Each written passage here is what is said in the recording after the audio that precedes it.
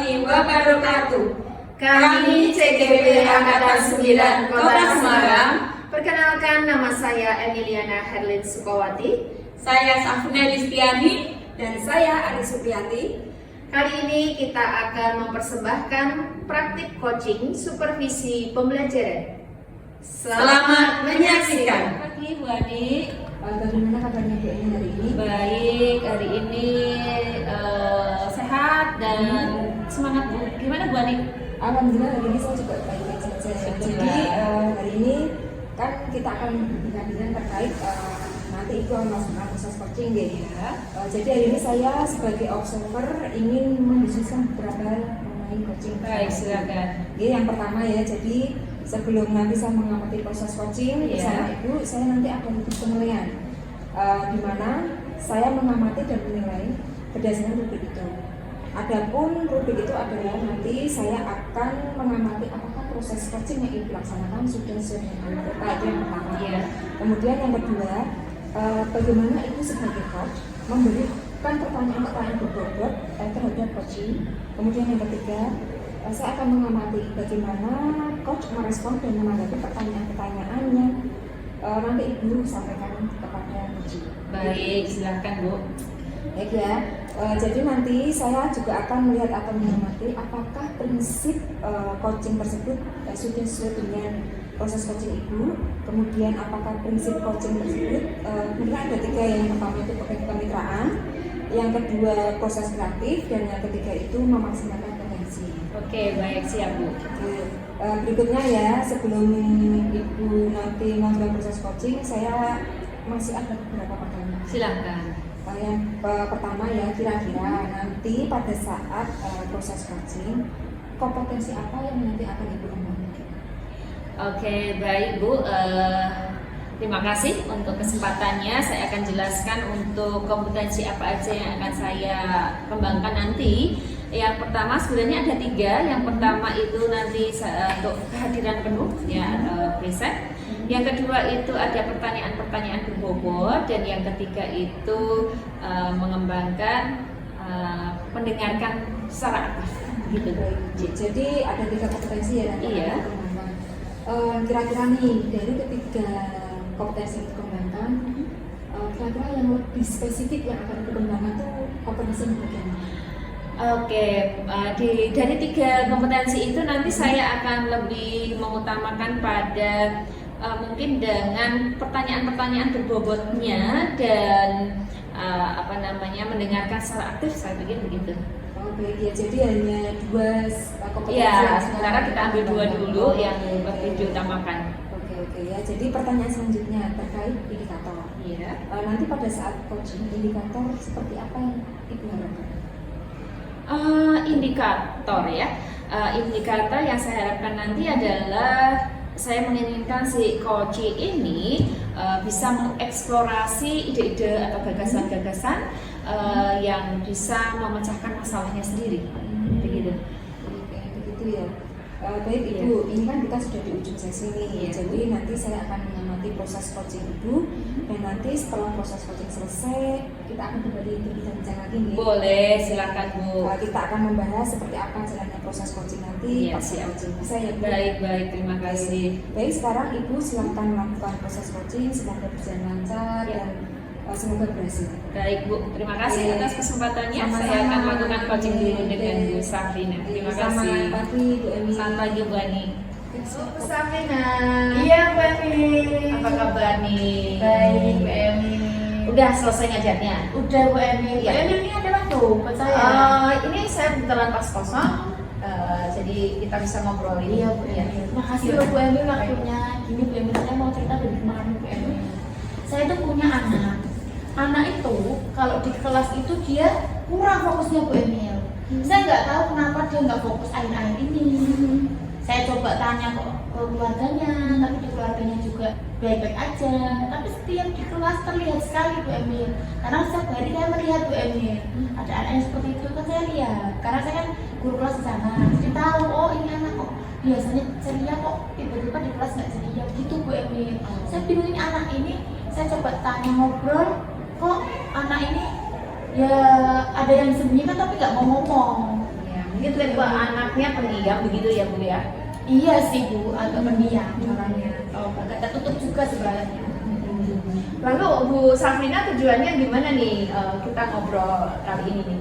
Saya pengen diskusi Bu, diskusi barangkali nanti Bu Emil itu ada masukan buat saya, apakah saya harus bagaimana, kemudian saya sempat kepikiran Bu Emil, pikiran saya itu saya akan mencari alternatif kalau saya nggak bisa melakukan hal ini yang saya nanti akan lakukan. Yang kedua itu saya opsinya adalah mencari psikiater Bu, apakah dia bermasalah atau tidak dalam hatinya sendiri. Karena dia pendiam Bu orangnya. Iya. Mungkin sebelum melangkah ke sana nih Bu Safrina, mungkin kita identifikasi dulu sih sebenarnya masalahnya yang mengakar itu dari mana sebenarnya. Nah ini saya cerita Bu, jadi berawal dari dia waktu pas pulang nih dengan temannya, dia itu awalnya kok terlihat jadi keluar kelas tuh biasa aja. Setelah dia masuk hari berikutnya, kok dia agak lebih murung. Saya coba tanya teman-temannya, nggak ada masalah. Saya tanya ke anaknya, saya coba kayak sharing sama anaknya, dia juga biasa aja, tapi kayak ada yang ditutupi. Saya coba gali terus permasalahannya, anaknya nggak ngomong-ngomong gitu Bu Emil. Ya, jadi sebenarnya Bu Safrina sudah mendekati ya, artinya melakukan pendekatan pada si anak ini ya, untuk mencoba menggali apa sih yang jadi masalahnya gitu ya, tapi belum ketemu juga gitu ya. Nah mungkin tindakan lain yang Bu Safrina sudah lakukan, yaitu orang tua saya coba ngobrol, karena itu sangat berpengaruh dengan konsentrasinya di kelas. Saya konsentrasi di kelas itu agak lebih berpengaruh. Dia lebih suka ngalamin, dia lebih suka dengan dirinya sendiri, asik dengan dirinya gitu saat kita pelajaran gitu, nggak konsentrasi begitu ya, lalu asik dengan diri sendiri. Itu Bu Emil. Lalu gimana Bu perasaan Bu Safrina ketika ngajar menghadapi anak yang seperti ini? Bagaimana, punya gambaran seperti apa? Mungkin harus lebih sabar lagi, atau mungkin aduh capek dan kesel gitu ya rasanya kalau gitu.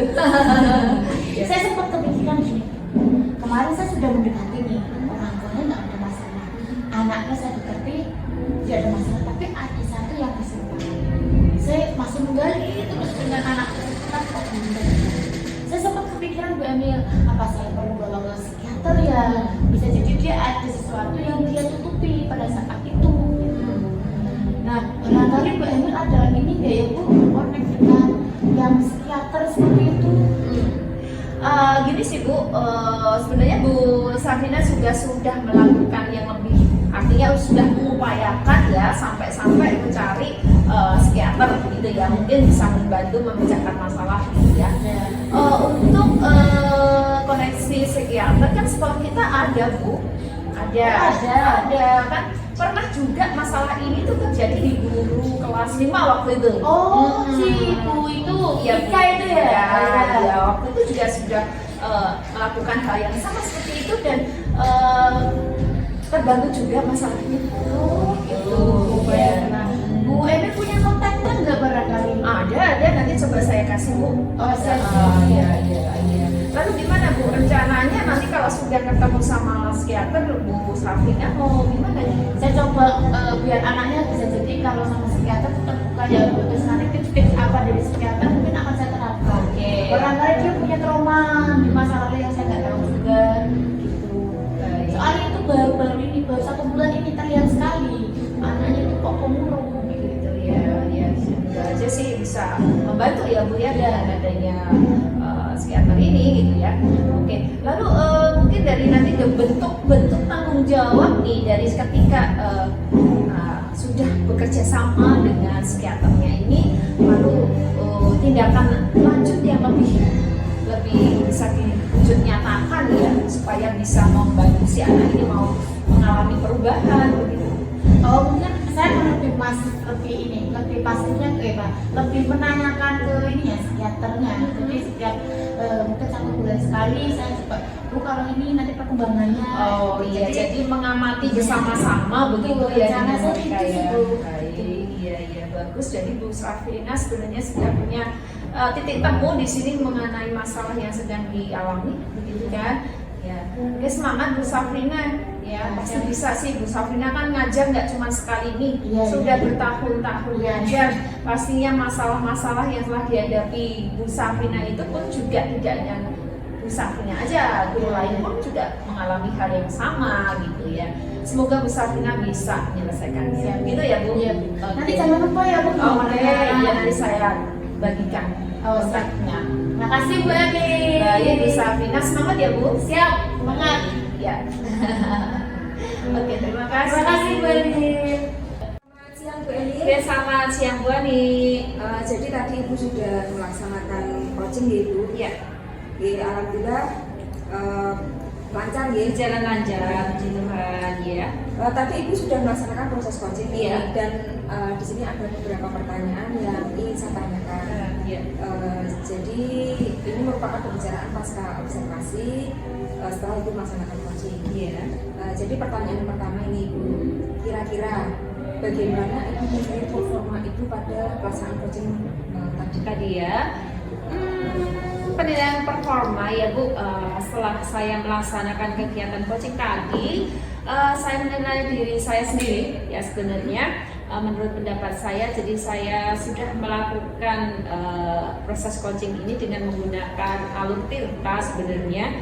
Nah, mulai saya menanyakan tujuan, kemudian mengidentifikasi masalah, lalu menanyakan rencana dan aksi dan tanggung jawab. Begitu. Jadi menurut Ibu pelaksanaan coaching tadi sudah sesuai dengan alur Tirta? Demikian sih sepertinya ya Bu. Baik ya. Jadi bolehkah saya menyampaikan sedikit nih Baik. tentang hasil pengamatan saya terhadap tadi pelaksanaan coaching Iya, tadi? iya. Baik Ibu, menurut pengamatan saya nih untuk proses coaching ini berjalan dengan lancar, sudah sesuai dengan alur Tirta juga. Kemudian Ibu juga sudah berusaha menggali informasi atau pertanyaan-pertanyaan kepada si coaching. Iya. Kemudian Ibu juga, si coaching juga sudah merespon dari pertanyaan-pertanyaan Ibu tersebut nih. Kemudian di sini juga prinsip coachingnya juga sudah ada ya. Jadi alhamdulillah menurut pengamatan saya tadi sudah berjalan dengan bagus dan lancar, sesuai dengan alur Tirta dan sesuai dengan prinsip coaching yang sudah ada. Sekarang ini setelah mendengar hasil pengamatan saya, bagaimana menurut Ibu?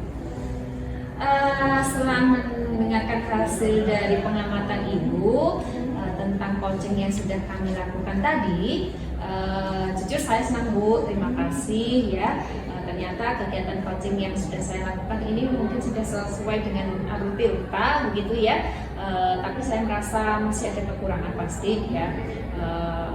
Saya perlu banyak latihan lagi begitu ya, sehingga nanti kedepannya saya bisa lebih lebih terbiasa sih dengan melakukan melaksanakan memberikan pertanyaan-pertanyaan, lalu bisa menjaring atau membimbing si coaching ini untuk lebih menemukan solusi begitu. Oh gitu ya, jadi banyak berlatih. Iya. Oke. Jadi setelah proses coaching nih, tindak lanjut apa yang Bu Emi nanti akan lakukan? Rencana tindak lanjut apa ya? Saya akan terus berlatih Bu. Tadinya saya merasa memang masih banyak kekurangan.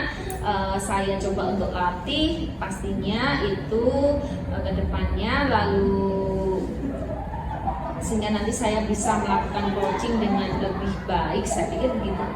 Gitu ya, baik, luar biasa Ibu. Jadi nanti Ibu akan berlatih terus nih agar bisa menjadi coach yang lebih baik lagi. Terima kasih. Baik Ibu, tidak terasa kita sudah di akhir sesi. Iya. Jadi apakah dari perbincangan kita hari ini ada yang ingin Ibu sampaikan? Saya pikir cukup Bu. Terima kasih sudah menjadi observer kami Oke. dan bisa memberikan masukan untuk kami. Oke, sama-sama Bu Eli, terima kasih banyak untuk waktunya. Semoga dengan pembahasan observasi ini Ibu bisa menjadi coach yang lebih baik lagi. Tetap semangat, tetap Terima kasih. belajar. Sekali lagi terima kasih. Sama-sama. Mungkin sesinya sampai sekian bisa akhiri. Selamat siang Bu Eli. Selamat siang Bu Ani, terima kasih. Terima kasih.